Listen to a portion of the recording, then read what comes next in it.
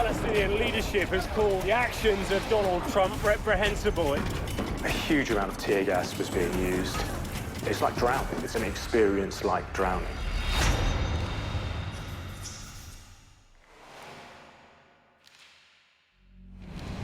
I have determined that it is time to officially recognize Jerusalem as the capital of Israel. It's a dangerous thing to play around with. The whole notion about how on earth you sort this conflict out has been that Jerusalem, East Jerusalem, would be a capital of a Palestinian state. That's certainly how the Palestinians see it. But then, of course, it is obvious Israel believes that Jerusalem is its capital. The Prime Minister is based here, the Israeli Parliament is based here. So in that sense, you could argue, as the Israelis do, it's not particularly controversial. It's just recognizing what is actually a fact. Israel has placed its capital here. And as a consequence, they would say that Trump is just stating the obvious.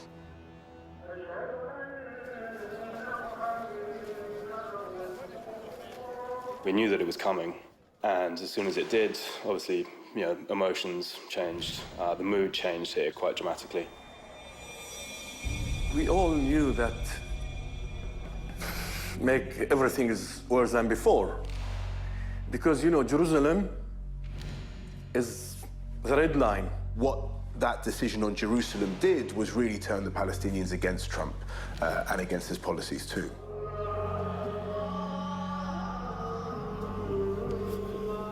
It's a touchstone for everybody here, and it's inflammatory. This is a city that is on edge most of the time.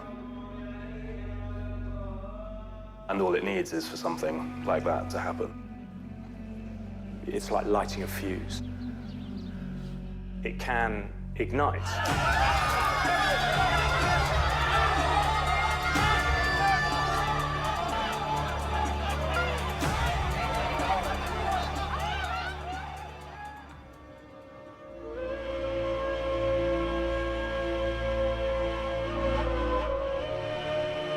People have fought over Jerusalem for hundreds and hundreds of years. The fact probably remains that they will continue to do so as long as there is religion in this world.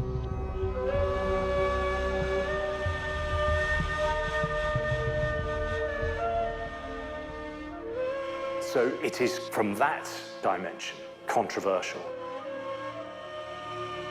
And the protest that followed about is not that surprising as a result.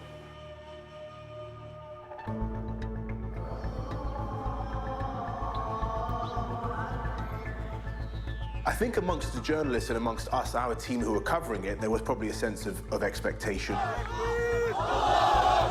The thing that really struck you was just how sort of noisy and how lively it was. People were chanting, sort of the chants that we've heard for so many years, not just in Palestine, but across the Middle East, that, with our soul and our blood, we'll protect or defend you, Jerusalem.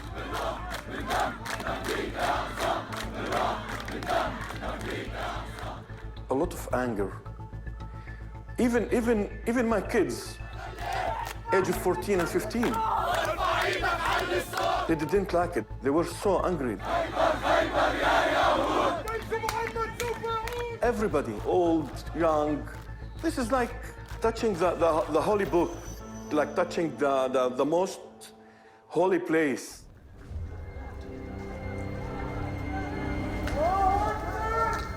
Suddenly, hey, where's our capital? We wanted East Jerusalem as the capital, but that's now off the table. So where do our negotiations go? You were starting to see protests everywhere.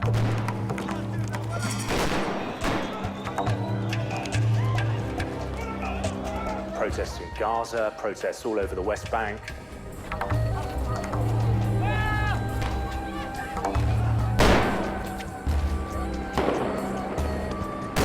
And protests in East Jerusalem as well, and it was chaotic. And the big question when you're seeing those protests on the street is, Is this going to turn into something much bigger? A huge Palestinian uprising, a backlash against this decision. It will get bigger, you think? Yes, There will be more of this? yes, yes. So what will happen next? Tell me what you think will happen next. We will keep going, do this thing. I think the verdict is still out on that.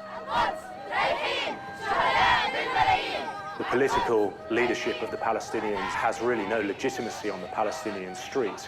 So where does it go from here? You have a very young population of Palestinians who have known nothing other than the occupation. When it flares up, it's usually in the same areas. I think the first major protests we did were just outside Ramallah, the capital of the Palestinian Authority. It's where their sort of leadership sits. And it was, certainly bigger demonstrations than I've seen since I've been based here. The level of anger was intense.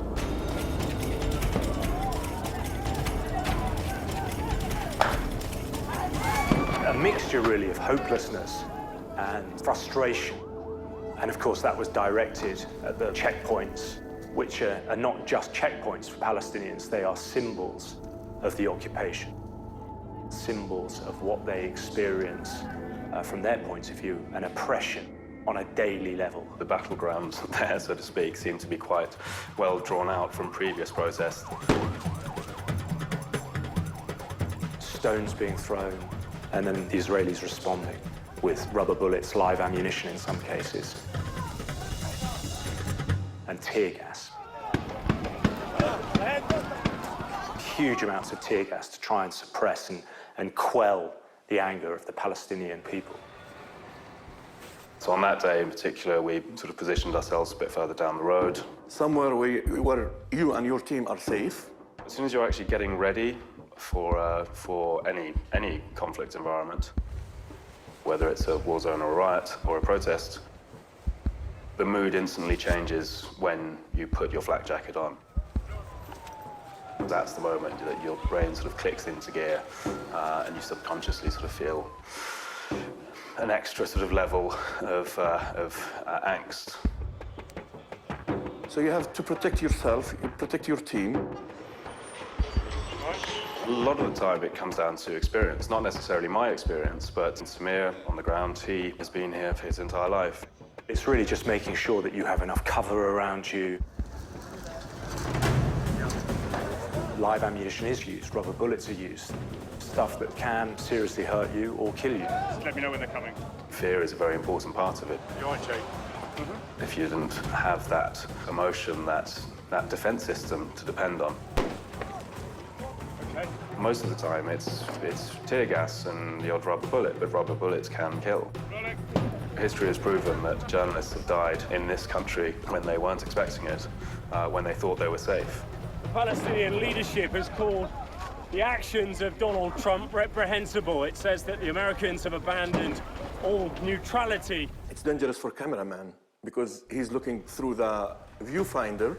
It's quite easy to shut down. Everything else just disappears and you're only focusing on what you're looking at. Here we have Samir, who's always watching our backs.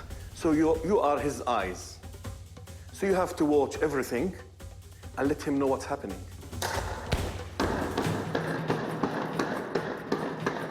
A huge amount of tear gas was being used. It's sort of fired in arcs. There's no science to it. It's an art of where it's going to drop. So there's one that goes long, one short, and then you're trapped in the middle. And the idea is you leave the space. So if you mistime that, as I did, you get caught in this massive cloud of tear gas. And it's a profoundly unpleasant experience. Okay. You feel you're dying, you can't breathe. It's difficult to explain if you don't experience that. You feel as though you're suffocating. It's like drowning. It's an experience like drowning.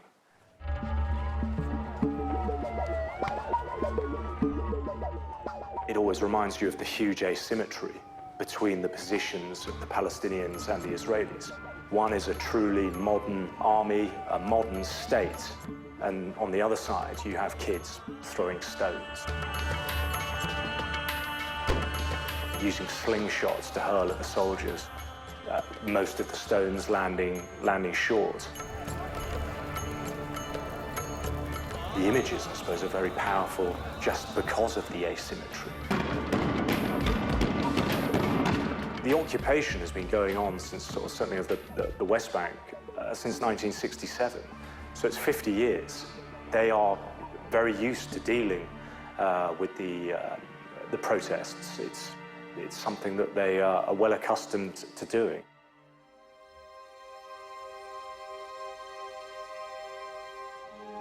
What the Palestinians say is that Donald Trump took Jerusalem off the table.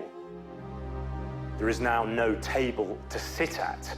He's not just taking it off the table, he's taking away the table. Palestinians have been talking about peace for like 2 decades. And by taking Jerusalem out from the deal, it's been all collapsed.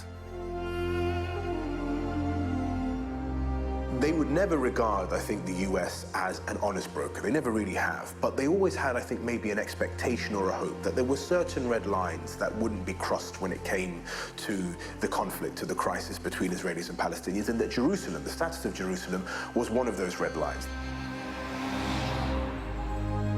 Now they believe that Trump and the people around him are actually part of the problem as well.